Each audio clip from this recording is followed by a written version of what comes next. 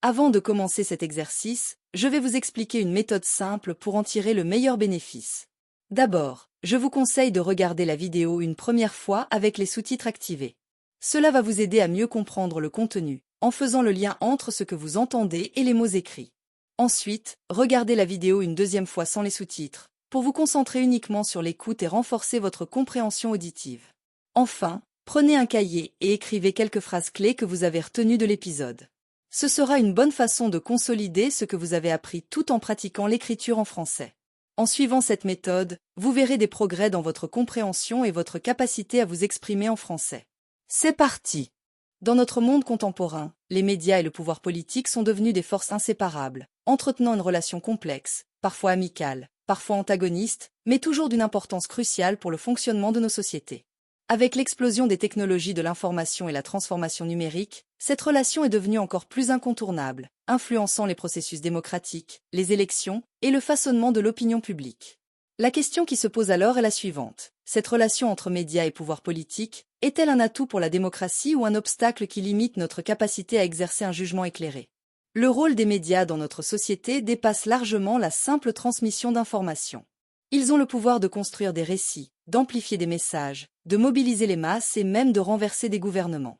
Mais lorsqu'ils se trouvent sous l'influence directe ou indirecte du pouvoir politique, leur mission de contre-pouvoir est mise en péril. Nous devons alors nous interroger sur les implications de cette relation. Comment les médias exercent-ils leur influence sur le pouvoir politique? À quel point le pouvoir politique tente-t-il de manipuler ou de contrôler les médias? Et comment la révolution numérique modifie-t-elle ces dynamiques? Pour approfondir ce sujet, nous aborderons 3 axes majeurs. L'importance des médias en tant que contre-pouvoir indispensable dans nos démocraties modernes, les méthodes par lesquelles le pouvoir politique cherche à exercer une influence sur les médias, et enfin, les défis actuels liés à l'ère numérique et leur impact sur cette relation. Au sein d'une démocratie saine, les médias ont pour mission de jouer un rôle de chien de garde ou de sentinelle, en surveillant les actions des responsables politiques et en informant la population des décisions qui les concernent. C'est par ce rôle de contre-pouvoir que les médias contribuent à maintenir l'équilibre des forces et à empêcher les abus de pouvoir. L'une des fonctions les plus importantes des médias est leur capacité à mener des enquêtes approfondies et à exposer des faits que les détenteurs du pouvoir préféreraient garder secrets. Les exemples ne manquent pas à travers l'histoire, des révélations des Pentagon Papers sur la guerre du Vietnam, qui ont mis en lumière les mensonges de l'administration américaine, à celles des Panama Papers, qui ont dévoilé les systèmes de fraude fiscale à l'échelle mondiale impliquant des personnalités influentes. Les médias ont joué un rôle crucial dans la mise à nu des dérives du pouvoir. Cet aspect de l'investigation journalistique démontre à quel point les médias peuvent influencer les décisions politiques et orienter le débat public. Grâce à leur capacité à mettre en lumière la corruption, les abus de pouvoir et les dysfonctionnements institutionnels, les médias obligent les gouvernements à rendre des comptes, à corriger leurs erreurs et à respecter les principes de transparence et de responsabilité. En diffusant des informations, des analyses, des reportages et des débats, les médias contribuent à la formation de l'opinion publique. Ils permettent aux citoyens d'accéder à des points de vue diversifiés, favorisant ainsi un débat pluraliste et éclairé. Dans un contexte où le pouvoir politique cherche parfois à imposer une vision unilatérale de la réalité, les médias ont la responsabilité de présenter des perspectives variées et d'offrir un espace d'expression à l'ensemble des voix de la société. C'est notamment grâce aux médias que des mouvements sociaux ont pu émerger et gagner en visibilité, que ce soit le mouvement des droits civiques aux États-Unis, le printemps arabe, ou plus récemment le mouvement #MeToo. Les médias ont permis de donner une voix à des populations marginalisées, de mettre en lumière des injustices et de susciter des prises de conscience à l'échelle internationale.